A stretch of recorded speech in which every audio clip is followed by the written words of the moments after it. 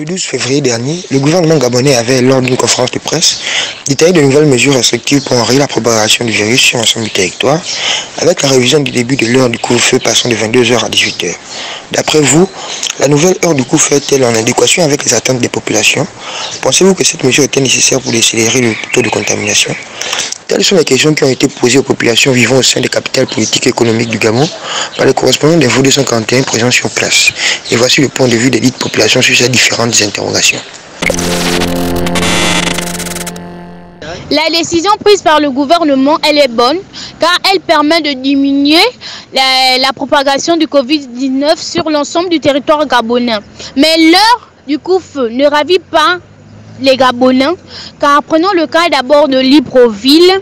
Un élève par exemple qui apprend au lycée Paul Djedje Gondjo et qui habite à Mindoubé 1, il a du mal à trouver un taxi et l'heure du couvre-feu pourra lui trouver à la route. Je pense pas que ramener le couvre-feu à 18h puisse vraiment aider à lutter contre le virus. Parce que toute la journée, les gens sont dehors. Les gens sont dans les bureaux, dans les marchés. Et les mesures ne sont pas respectées. Il n'y a pas de distanciation. Il y a certains qui ne portent pas les masques, d'autres qui ne se lavent pas les mains. Il y a les échanges d'argent, d'objets et tout ça. Et après, chacun rentre chez soi. Donc, si quelqu'un a contracté le virus dehors pendant la journée, en rentrant à la maison, il est fort possible qu'il le contamine aux membres de sa famille. Ramener le couvre-feu de 22h à 18h, je pense pas que ça pourrait changer quelque chose. Même si on amenait le couvre-feu à 14h. Le problème, c'est pas l'heure de sortie des personnes. C'est pour lutter contre le corona. Je pense qu'il faut sensibiliser les gens. Par exemple, pour les gestes barrières, les bavettes, nous voyons les gens circuler avec des bavettes apparentes, c'est-à-dire ne mettent pas vraiment les bavettes. Donc, je ne pense pas que le couvre-feu, même si on ramène le couvre-feu à midi, ça va pas changer, ça va pas empêcher la propagation du corona. Je dirais que cette mesure a été bien réfléchi. Si on se met sur le point de vue du gouvernement, ça a été bien réfléchi vu que c'est pour stopper la propagation du virus.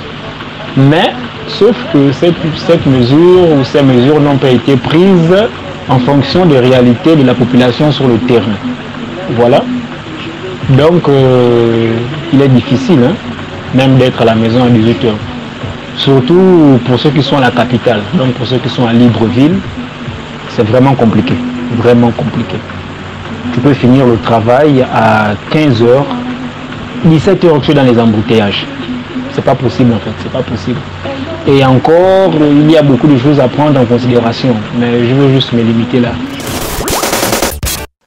Toutes les mesures prises par le gouvernement sont totalement en déphasage avec l'activité quotidienne des Gabonais. Parce que les Gabonais sont dans un ras-le-bol des mesures, tout est de plus en plus restrictif, les choses sont censées s'améliorer. On connaît le coronavirus déjà depuis plus d'1 an, mais on n'a pas l'impression que les choses ont grandement progressé dans un sens de conditions de vie avec la maladie. On sait que la maladie est là, elle est réelle, mais quelle est la réelle progression qu'on fait quotidiennement par rapport à ça dans la vie de tous les jours?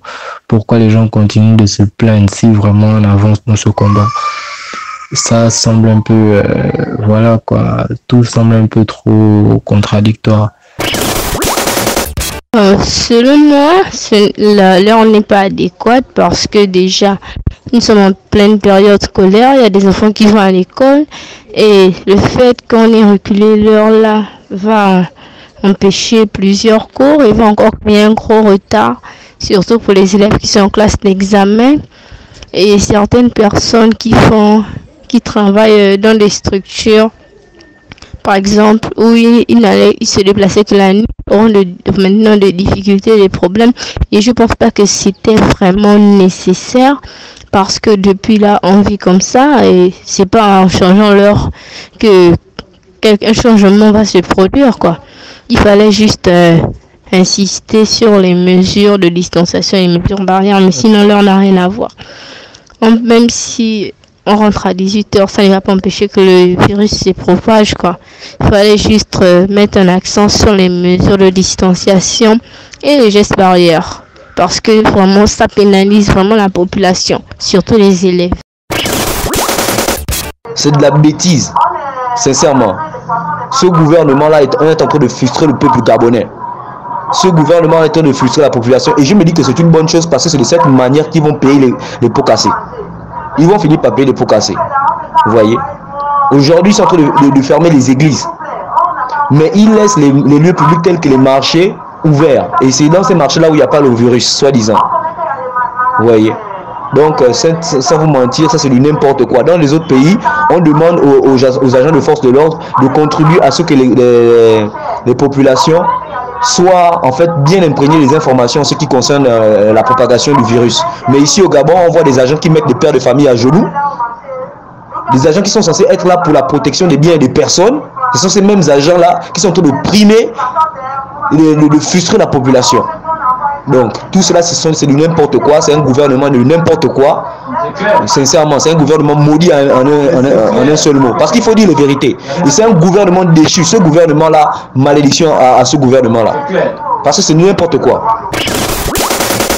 Le peuple africain, particulièrement gabonais, est un peuple communautaire qui vit en communauté, en fraternité. Donc, on a toujours ce besoin de se toucher. À partir du moment où ce besoin-là est là, ce qui est sûr, si le corona circule véritablement comme on nous le fait comprendre, nous tous même on est contaminés. Et puis, chez les Blancs, tout est organisé là-bas. Mais chez nous, on a des transports en commun où on nous sert.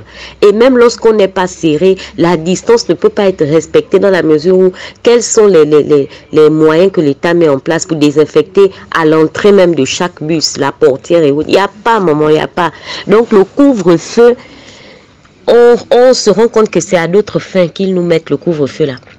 Parce que ça n'empêche en rien la maladie d'évoluer. Parce que dès qu'à 18h, nous sommes chez nous. 5h, on est sorti. Oui, mais de 5h jusqu'à l'autre 18h prochain, qu'est-ce que les Gabonais font? Qu'est-ce que le peuple africain qui vit dans le Gabon fait? Mais il se balade, il s'embrasse, il fait tout ce qu'il veut et il est susceptible et bien exposé. Donc, tout ce qu'ils font, prennent comme mesure, là, c'est des conneries. Ça ne change absolument à rien si pandémie il y a. Parce que le Gabon, jusqu'à preuve du contraire, c'est le copier-coller de la France. Sauf qu'il y a une grande différence entre la France et le Gabon. La France prend des mesures strictes et accompagne et les populations et les entreprises. Le Gabon prend des mesures strictes mais n'accompagne personne.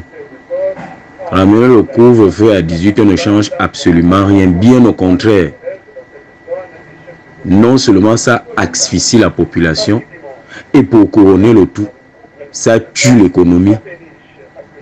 Et l'économie formelle et l'économie informelle. On ne nous aide pas, mais on est fort pour prendre des mesures tout le temps. On n'aide pas les entreprises, mais on est fort pour faire les conférences de presse. Quand est-ce qu'on va faire une conférence de presse ministère par ministère pour accompagner chaque secteur d'activité? Ça, c'est pour quand? Mais on est juste fort pour faire les conférences de presse, pour venir compter les cas et pour venir prendre les mesures. Donc, entre 6h du matin et 17h59, Corona en pause. À partir de 18h, Corona porte sa veste pour venir infecter les Gabonais, n'importe quoi. Moi, je dirais que la nouvelle heure de couvre-feu n'est pas adéquate aux attentes des populations. Parce que je peux dire que cette nouvelle heure est venue bouleverser tout changement économique et social de notre pays. Parce que nous voyons des gens qui font du commerce. Les heures les heures de vente sont, je peux dire ça comment, sont très raccourcies. Parce qu'il y a des heures où les clients se font trop, c'est en soirée, vers les 19h. Par exemple, on prend l'exemple de ceux qui vendent à manger. C'est vers les 20h, en fait, c'est dans la nuit que les gens ont plus la faim. Mais si on a raccourci jusqu'à 18h, la personne va se dire que bon, comme il est 18h, je ne dois pas arriver à la maison, je ne dois pas rester jusqu'à 18h, donc j'aurai le temps d'aller manger à mes enfants un petit truc. Donc l'État ne compense pas tous les besoins de la population. Et lorsqu'après ça, essaie de se battre, l'État pose encore des mesures qui ne facilitent pas grand-chose. Je ne dirais pas que c'est une mauvaise idée de lutter ou bien d'accélérer le taux de contamination, mais cette mesure pour moi n'est pas vraiment la bienvenue en fait. Certes, ça nous permet la décélération, mais je trouve que c'est inutile parce que on se fréquente dans les écoles, on se fréquente dans des marchés. Même si au couvre-feu c'était à 15h, tant que nous avons 2 heures, 3 heures pour nous réunir, la population serait toujours immense parce que ce soit à 18h, que ce soit à 15h, nous allons toujours nous fréquenter. Les établissements sont ouverts, les restaurants sont ouverts. Bon, certes, la loi qu'il faut entrer dans un restaurant avec un test Covid, oui, mais malgré ça, après avoir fait le test, lorsque nous rentrons à la maison, on salue des gens, on touche des choses, des objets qui sont peut-être contaminés. Donc, ces heures-là, pour moi, c'est un couteau à double tranchant. Et c'est un couteau même à double sens parce que l'État ne facilite pas, l'État plonge encore, l'État immerge la population dans le gouffre.